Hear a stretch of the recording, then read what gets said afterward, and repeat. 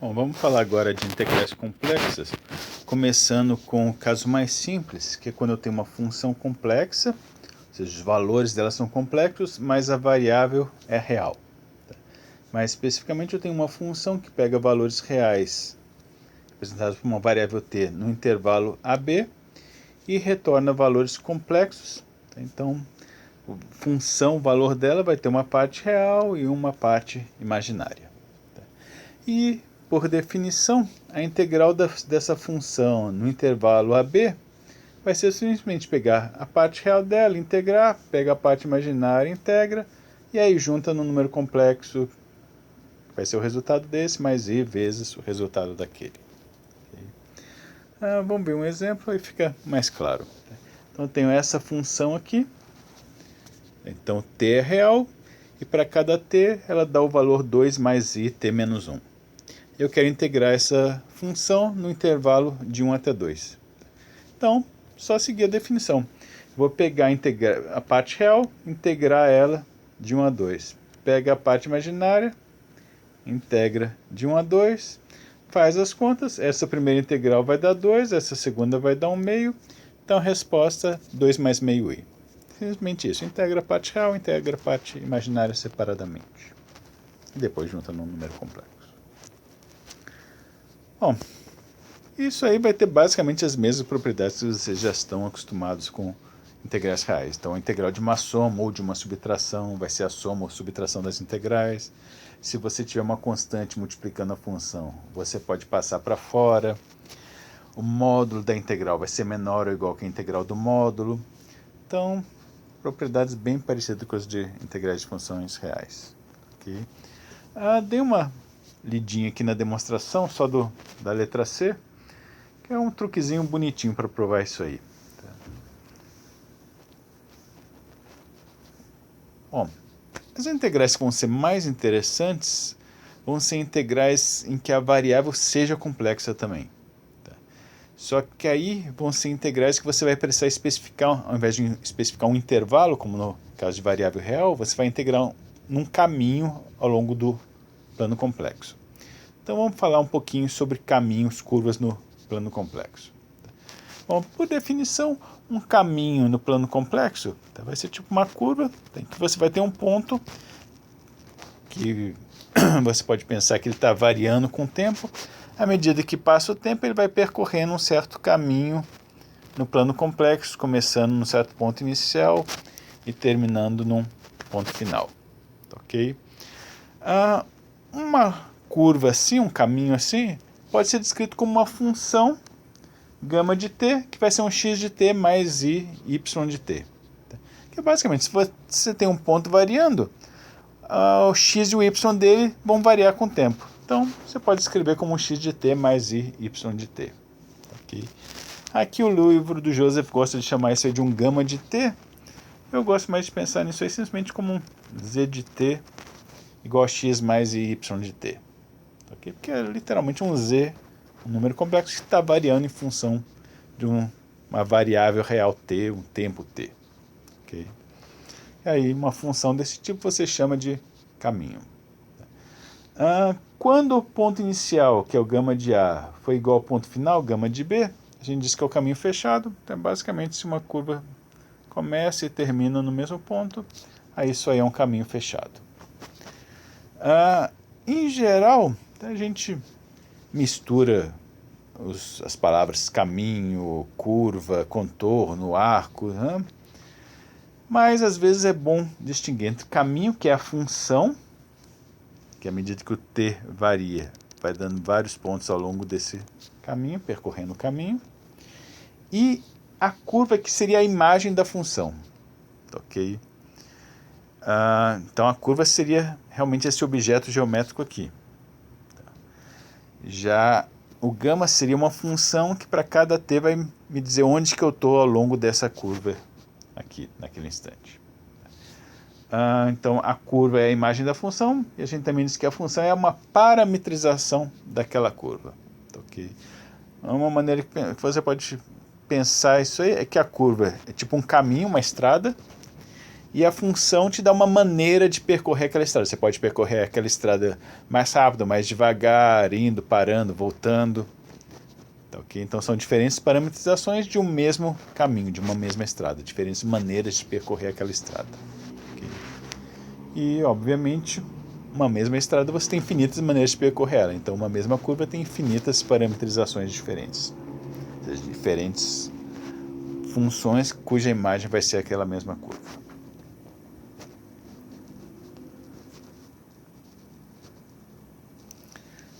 A gente vai estar interessado em curvas orientadas. Tá? Se eu estou percorrendo a curva, tá, okay?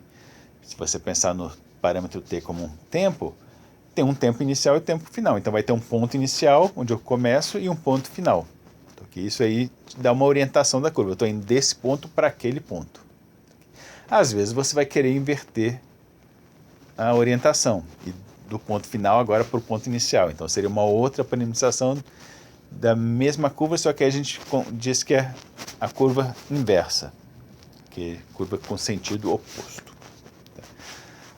Em geral, quando é uma curva fechada que começa num ponto e termina em outro diferente, aqui dá uma definição de orientado positivo, mas é mais fácil pensar, dizer que esse aqui é o ponto inicial, esse aqui é o ponto final. Okay? Então é mais fácil falar de qual ponto para qual ponto que ela vai.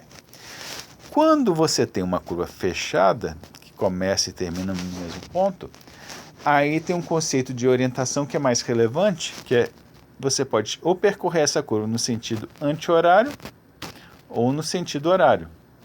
Okay? Se for no sentido anti-horário, a gente chama de orientação positiva. Se eu percorrer a mesma curva no sentido horário, aí a gente chama de orientação negativa. Okay? Simplesmente um nomezinho. Há algumas parametrizações que são muito importantes de vocês conhecerem. Parametrização de um segmento reto e parametrização de um círculo. Se você quiser parametrizar um segmento reto no plano complexo, começando no ponto Z0 e terminando no ponto W0, vocês podem usar simplesmente essa fórmula aqui. T vezes o ponto final, mais 1 menos T vezes o ponto inicial, com T variando de 0 a 1. Por que isso aí funciona? Porque se você jogar T igual a 0 aqui, isso aqui vai sumir, aqui 1 menos 0 vai dar 1, vai dar Z0, então justamente o ponto inicial. Se você pegar T igual a 1 e jogar aqui, agora isso aqui é que vai sumir, aqui vai ficar 1 vezes W0, então você vai estar lá no ponto final. Okay? E como aqui é uma função de primeiro grau, isso aí garante que vai seguir uma reta bonitinha. Okay? Então, toda vez que vocês quiserem parametrizar um segmento reto, vocês podem usar essa fórmula aqui. Outra coisa que a gente vai precisar bastante é a parametrização de um círculo. Okay? Bom, se você quiser parametrizar um círculo de centro Z0 e raio R, a fórmula que você pode usar é simplesmente isso aqui. Z0 mais R vezes Z elevado a IT. Okay? Por quê? Porque vocês já sabem que E elevado a IT, se o t é um número real, isso aí vai dar simplesmente um ponto no círculo unitário. Okay? Elevado a it, o módulo é 1, então vai dar um ponto no círculo unitário. E à medida que o t varia, o t aqui está fazendo o papel de ângulo, né? Já que elevado a it vai ser um cosseno de t mais esse de t, que dá uma parametrização do círculo unitário. Se eu pego isso aí e multiplico por r, vou basicamente expandir o círculo, né? Então vai dar um círculo de raio r centrado na origem. Se agora eu somar Z0, somar um número complexo simplesmente translada, então o que era centro na origem agora vai ter centro em Z0. Okay? Então guardem essa formulazinha que a gente vai usar bastante. Parametrização de círculo de centro Z0, raio R, Z0 mais R elevado a IT, com T de 0 a 2π, se você quiser parametrizar o círculo todo. Okay? Já que o T está fazendo papel de ângulo. Aqui só uma terminologiazinha. Às vezes algumas curvas podem ter autointerseção, né? Aqui a curva fez um loop e passou de novo por um ponto onde ela já tinha passado antes.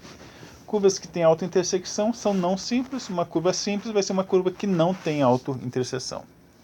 E uma curva simples e fechada, ou seja, uma curva fechada que não tem autointerseção, a gente chama de curva de Jordan. Porque isso mais para frente vai ter bastante importância. Por enquanto são só nomezinhos. Aqui um truquezinho importante.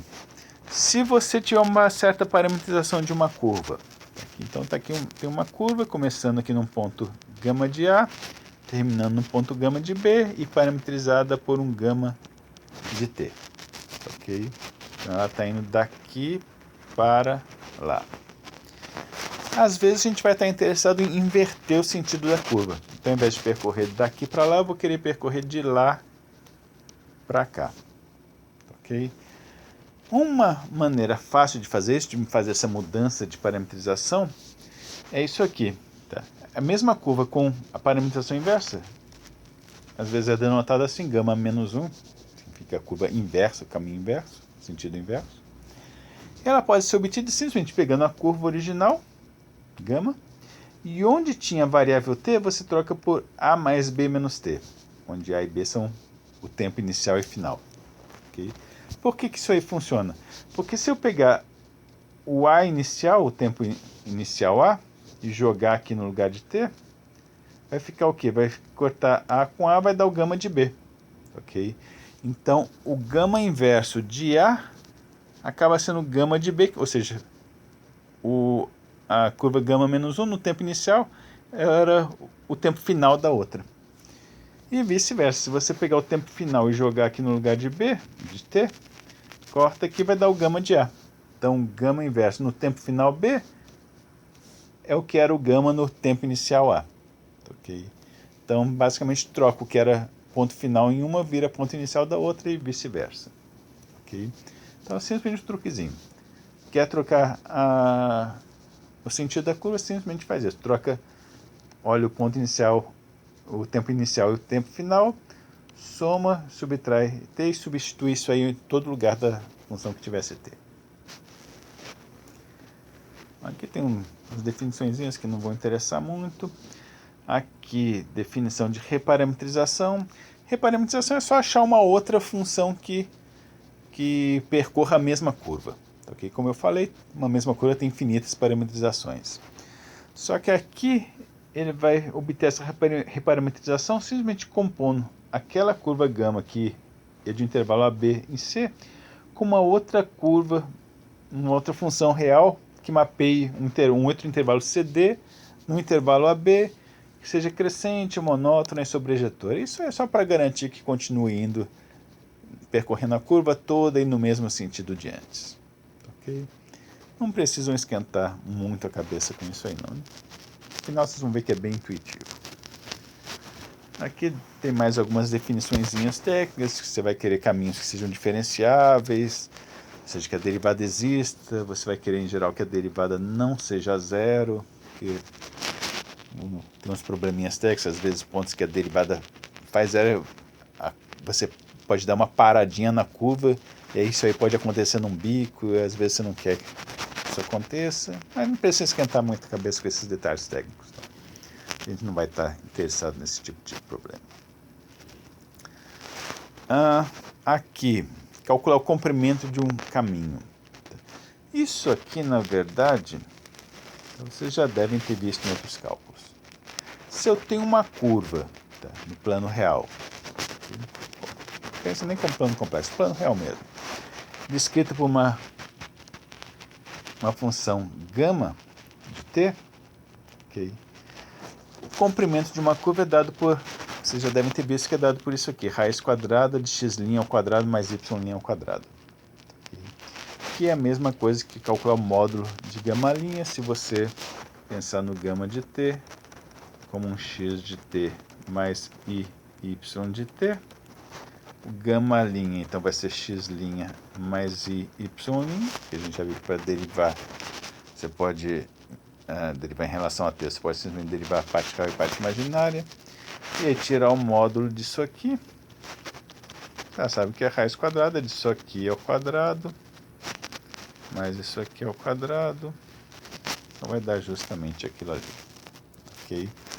E essa integral às vezes é denotada assim, depois vocês vão entender o porquê disso. Então, integral de módulo de dz, pensa nisso aí ao longo da curva gama, pensa nisso aí simplesmente como um símbolo para representar essa integral aqui que calcula, que vocês já devem ter visto, que calcula o comprimento da curva. Então, por exemplo, aqui tenho uma curva descrita por r vezes e elevado a it, com t de 0 a 2π, que vocês já viram agora há pouco que representa um círculo. Quero calcular o comprimento desse círculo, né? Vocês já sabem que tem que dar 2πr. Por que vai dar 2πr? Porque se você pegar e usar essa fórmula aqui, o que você vai ter que fazer? Primeiro, derivar a função. Então, se o z é isso aí, derivada disso aí, r é constante, então fica quieto. Derivada de elevado a it, usa a regra da cadeia, derivada exponencial vai dar ela mesma, vezes derivada de dentro, derivada de it vai dar simplesmente i. Ok? E aí depois tem que tirar o módulo disso aí. O módulo disso aí vai dar o quê? I tem módulo 1, exponencial de t tem módulo 1, então módulo vai dar simplesmente r. Ok? Então, joga lá na forma, vai virar simplesmente integral de 0 a 2π de r, então 2πr. Então, exemplozinho bem simples, mas só para mostrar como funciona essas formas. Bom, vamos definir agora um outro tipo de integral, que agora esse aqui vai ser mais importante. Okay? Mas na verdade usa aquele de antes. Eu tenho agora uma função definida num conjunto aberto D do plano complexo. Okay? Então vai ser uma função de D em C, que assumir que seja contínua, só para poder integrar. E vou querer definir a integral dessa função f de z dz numa curva gama, ou seja, num caminho. Então, vou especificar um caminho do plano complexo em cima do qual quero integrar essa função definida no plano complexo. Bom, por definição, a ideia vai ser o seguinte: você vai pegar o gama, que é uma função de t, e chamar ele de z. Então, z vai ser o gama de t, porque você vai querer que o gama de t te dê o ponto z onde você está. Então, aqui, onde tiver o z da função, você vai trocar por gama de t. Okay? Então, pega a função, tudo onde tiver o z, você vai substituir pela fórmula do gama de t, a fórmula do caminho. O dz, você vai substituir por isso aqui. Se o z é gama de t, o dz é gama linha, ou seja, derivada vezes dt. Ok? Então, no lugar de dz, você vai botar justamente gama linha dt. Bom, só que agora isso aqui, então, virou uma função de t, né? Aqui, uma função de t vezes dt. E agora você pode integrar, como a gente viu lá em cima, de a até b. Okay, simplesmente pega isso aí, integra a parte real, integra a parte imaginária. Então, basicamente, tem uma integral de uma função complexa ao longo de um caminho complexo em relação a dz. Você simplesmente troca o z por gama de t, deriva, tal, faz todas as substituições, você cai numa integral real. Tá? Uma integral de uma função complexa de variável real. E aí você integra separadamente a parte real e parte imaginária. Aqui só uma notaçãozinha, ok?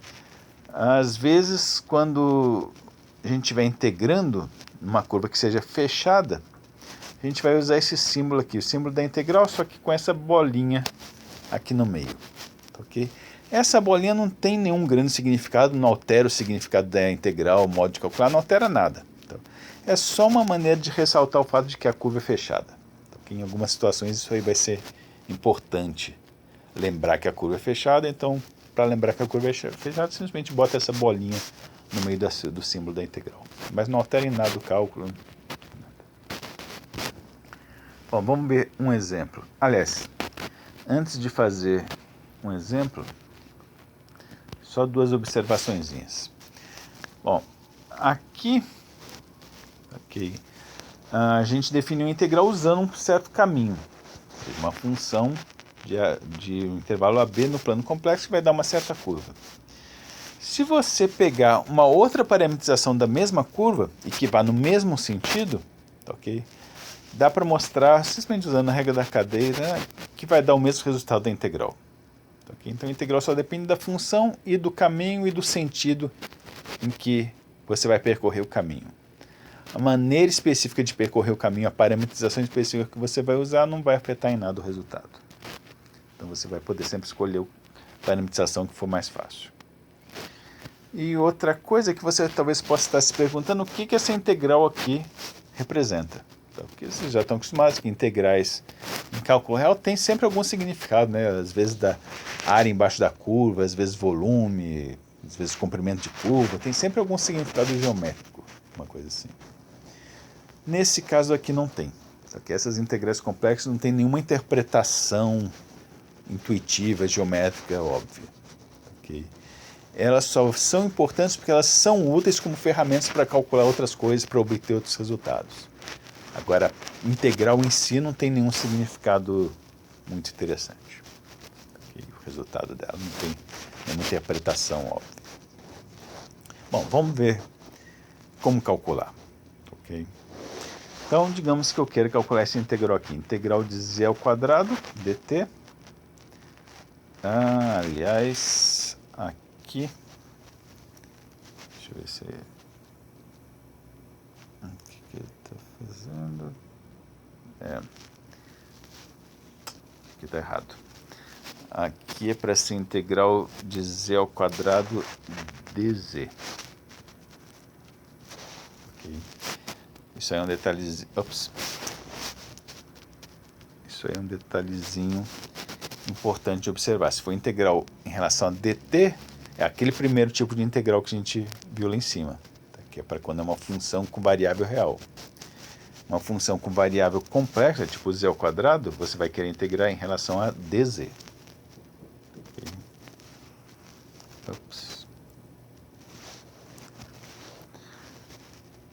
Bom, então vamos em frente, vamos ver como fazer essa conta. Então quero calcular a integral de z ao quadrado numa curva gama que ele está dizendo que é o segmento de reta que vai de 1 para 2 mais z. O primeiro passo para resolver esse tipo de problema é achar a parametrização dessa curva, desse segmento de reta. Como é segmento de reta, a gente já viu lá em cima que é fácil fazer. É só pegar t vezes o ponto final, mais 1 menos t vezes o ponto inicial, que era 1. Okay? Então, simplesmente joga naquela formulazinha de cima, você vai chegar nisso aqui, aí simplesmente dá uma simplificada. Chegou nessa fórmula aqui com t variando de 0 até 1. Okay? Então, está aí minha parametrização. Bom, se o gama é isso aqui, a derivada, deriva isso aqui em relação a t, vai dar simplesmente 1 mais i, né? Okay? Então, acha a parametrização, calcula a derivada, pega o gama, que é isso aqui, substitui no lugar de z na função. Então, sua função, que era z ao quadrado, em termos de t, ela agora vai virar o 1 mais i vezes t, que é o gama, ao quadrado. Ok? Então, no lugar de z, bota a sua parametrização em termos de t, você vai ficar com isso aqui, aí expande o quadrado, chega naquela expressão ali. Ok? Então, isso aí é o f de gama de t, ou seja, o f com z trocado por gama de t. Que você vai pegar isso aí, multiplicar pelo gama linha, okay, para montar a integral.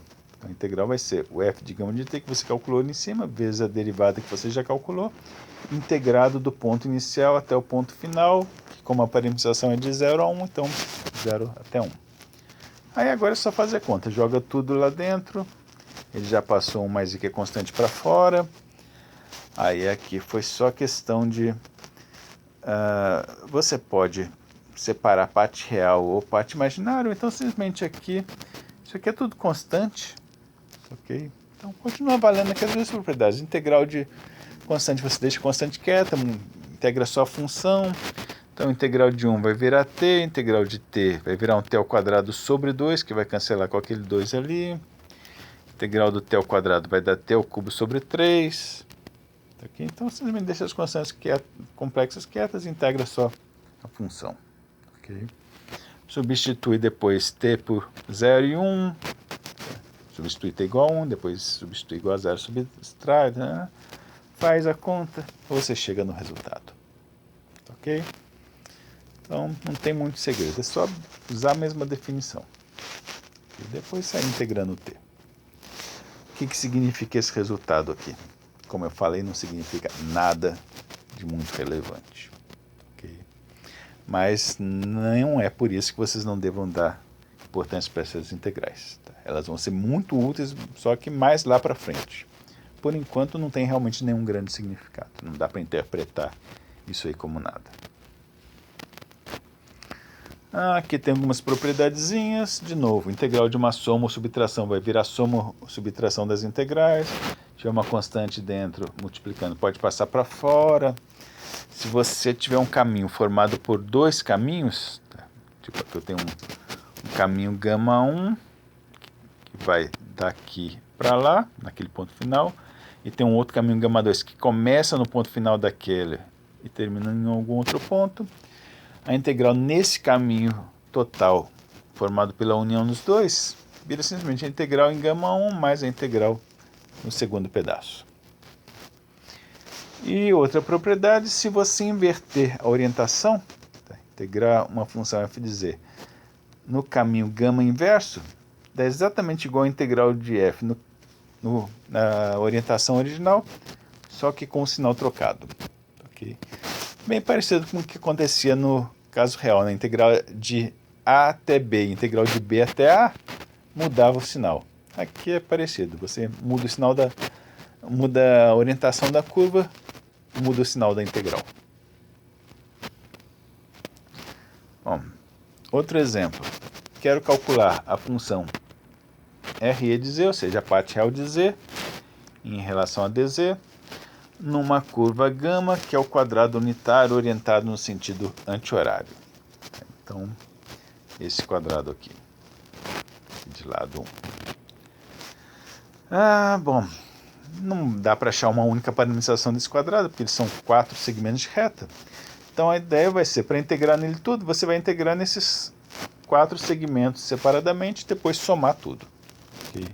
Então, acha uma parametrização para cada segmento. De novo, usando aquela formulazinha lá, t vezes o ponto final, mais ou menos t vezes o ponto inicial. Faz as contas, você vai chegar nessas 4 parametrizações aí para cada um dos segmentos. Ok? E aí, calcula uma integral para cada um deles. Então, a integral da função RE de z na primeira curva gama 1, que é simplesmente t. Então, você vai simplesmente pegar a parte real de t, que é o próprio t, a derivada vai dar 1, então vai virar simplesmente uma integral de t dt, de 0 a 1, faz a conta, vai dar 1/2. Na segunda curva, mesma coisa, agora a função, a parametrização é 1 mais 1 de t, a parte real vai ser simplesmente 1, a derivada disso aí vai dar i, então vai ficar 1 vezes i, dt, integral disso aí vai dar simplesmente i. Ok? Não, pode passar o i para fora, vira simplesmente integral de 1 de 0 a 1, vai dar 1 vezes o i que passou para fora. E a mesma coisa para os outros. Okay? Sempre pega a função, que vai ser a parte real da parametrização, vezes a derivada, vai cair em alguma expressão que vira integrais reais, faz do jeito que vocês estão acostumados.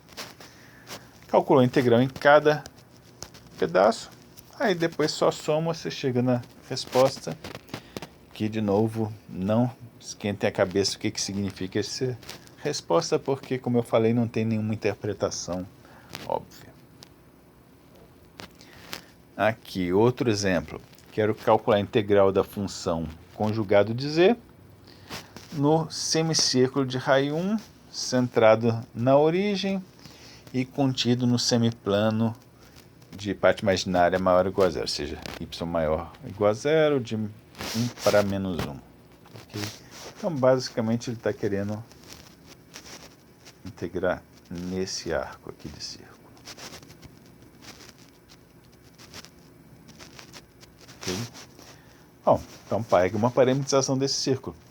Parametrização do círculo, a gente já viu que é o centro, no caso aqui é 0, mais o raio, que é 1, vezes exponencial de t, vai ficar então só exponencial de t. Como eu só quero meio círculo, ok? O t está fazendo o papel do ângulo, então vai do ângulo 0 até o ângulo π. Okay? Se tivesse pego de 0 a 2π, daria o círculo inteiro. Bom, se o gama é elevado a it, calcula logo a derivada. Quando derivar o i, que é uma constante, multiplicando lá no expoente, vai descer. Então vai ficar i vezes elevado a it, pela regra da cadeia. Então, agora joga na integral. integral é módulo de z, módulo de z não, conjugado de z dz. Então, no lugar de z, bota a função, então vai ficar conjugado disso aí, vai dar exponencial de menos et. Aí o dz é a derivada de gama de dt, derivada deu isso aqui, então vai ficar isso aí vezes dt. Ok? Agora é só dar uma simplificada, exponencial de menos et vezes exponencial de mais et vai dar exponencial de zero, então vai dar 1, sobra só esse i aqui, que ele passou para fora. Então vai ficar i vezes integral de 0 a π de dt, que vai dar iπ. Tá bom? Uma propriedadezinha que mais para frente vai ser útil. Módulo de uma integral dessas aí vai ser sempre menor ou igual que m, que no caso aí seria o valor máximo do módulo da função ao longo da curva. Então, olha em todos os pontos da curva, estima qual que é, acha uma constante que seja o maior valor da curva em cima dos pontos maior valor da função em cima dos pontos daquela curva. Vezes multiplicado por L de gama, que é o comprimento do caminho. Ok? Então, dá para estimar o módulo da integral. Vai ser sempre menor ou igual que o maior valor da função ao longo da curva vezes o comprimento da curva. Tá aqui um exemplozinho. Tá? Quer mostrar que o módulo dessa integral aqui vai ser menor ou igual que aquela constante ao longo dessa curva aqui. 5 vezes elevado a it, vai parametrizar um círculo de raio 5, né? 0 2π, então um círculo completo. E aí o que ele vai fazer? Então, primeira coisa, ele tem que pegar a função, que é isso aqui, e estimar o módulo disso aí, estimar o maior valor dela ao longo do círculo. Bom, ao longo do círculo de raio 5, o módulo de z vai ser sempre 5, né? Ok, aqui o módulo de z é o raio, então vai ser 5. E aí ele simplesmente usou aquela desigualdade, aqui eu tenho um módulo de uma soma, no caso aqui ele separou com z ao quadrado de z mais 1, o módulo de uma soma é sempre maior ou igual que o módulo do primeiro. Módulo de z ao quadrado é a mesma coisa que módulo de z, o quadrado pode passar para fora, menos o módulo do segundo. Então, aqui, na verdade, tem um outro módulo aqui, mas como isso aqui já vai ser positivo, então não precisa. Então, como o módulo de z é 5, o módulo ao quadrado vai dar 25. Se o módulo de z é 5, o módulo dele mais 1, usa aquela outra desigualdade triangular, você vai ver que é no máximo 6. Então, quer dizer que isso, como está subtraindo, então isso aqui vai ser maior ou igual que 25 menos 6, então maior ou igual que 19. E aí, isso aí era o módulo do denominador maior ou igual a 19, quer dizer que o módulo da fração vai ser menor ou igual que 1 sobre 19. Ok? Então, ao longo de todo o círculo, o módulo da função é no máximo 1 sobre 19. Comprimento do círculo, 2πr, então vai dar 10π. Então, o módulo dessa integral aí ao longo daquele caminho vai ser no máximo 1 sobre 19 vezes 10π, então 10π sobre 19. Ok? Essas estimativazinhas assim mais para frente vão ser bem importantes. Bom, conceito de primitiva, parecido com o de cálculo real. Ok? Tem uma função fzinha contínua. Uma função f vai ser primitiva do fzinho se ela for analítica, ou seja, se for diferenciável naquele conjunto de lá, e a derivada do f ser o fzinho. Okay? Então, como no caso real, primitivo vai ser alguma função cuja derivada dê o seu fzinho. E vai ter um teorema fundamental do cálculo parecido com o real, que se eu tiver uma função fzinho e eu conhecer uma primitiva dela, ok? Então a integral de fzinho num caminho gama, aqui ficou faltando o dz, a integral dela num caminho gama, começando num ponto gama de A dá um ponto z0, gama no tempo final dá um ponto z1, então o caminho começa em z0 e vai para z1. Ops, peraí.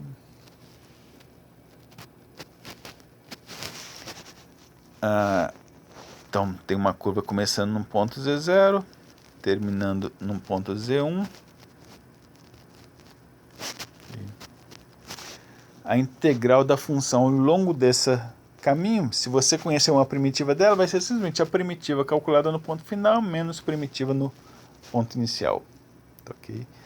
E se acontecer da curva ser fechada, então o ponto final vai ser igual ao inicial, então o valor da função vai cancelar, a integral vai dar zero. Ok? Então qualquer função que tenha primitiva, se você integrar no caminho fechado, a integral vai dar zero. Okay? Mas depois a gente vai ver que tem funções que não vão ter primitivas. Se for um caminho aberto, pega a primitiva no ponto final menos a primitiva no ponto inicial, de novo, se existir essa primitiva. Okay? Demonstração disso aí é basicamente usar a definição e depois acaba caindo no teorema do fundamental do cálculo real. Aqui alguns exemplozinhos. Quero integrar a função z quadrado no caminho de 1 a 2 mais i. Ok. Só que agora, ao invés de fazer a parametrização, blá blá blá, como z ao quadrado é uma função que você já conhece a primitiva, vocês já sabem que se eu pegar z ao cubo sobre 3 e derivar, vai dar z ao quadrado, né? Então essa aqui é uma primitiva. Então, ao invés de fazer a parametrização, vou simplesmente pegar a primitiva calculada no ponto final, menos a primitiva calculada no ponto inicial, faz as contas, você chega na resposta. Ok? Então, se você souber a primitiva, fica muito fácil calcular a integral. Outro exemplo, integral de e elevado a iz, no círculo unitário do primeiro quadrante, que vai de 1 até i. Então seria nesse círculo aqui, né? Okay. Esse arco do círculo, na verdade. Só que, de novo, não precisa se preocupar em parametrizar, porque vocês devem conseguir calcular uma primitiva disso aí, uma função cuja derivada disso aí. Estou usando as técnicas que você já conhece de cálculo real, aqui é parecido, porque a gente já viu que derivada complexa é muito parecido com o real. Então eu já sei, por exemplo, que se eu pegar essa função aqui, quando eu derivar, o que acontece? Esse menos z é uma constante, fica quieta, elevado a z, usa a regra da cadeia, derivada exponencial vai dar ela mesma, aí quando eu multiplicar pela derivada da de dentro, que é iz, a derivada vai dar simplesmente i, então vai ficar menos iz elevado a iz vezes i, esse i vezes aquele i vai dar menos 1, que cancela com aquele menos, então vai dar justamente o elevado a iz. Então se a derivada disso aqui é aquilo ali, então isso é uma primitiva, quer dizer que para calcular a integral basta eu pegar essa primitiva que eu achei, aqui está esse zero para estar aqui no expoente, pega ela, calcula no ponto final, menos ela, aí o menos com menos virou mais, né? No ponto inicial, faz a conta, você chega na resposta. Ok? Então são duas maneiras de calcular integral complexa. Uma é parametrizando a curva, usando aquela definição lá. Outra é achando a primitiva, calculando o ponto final menos inicial. E é isso, por enquanto.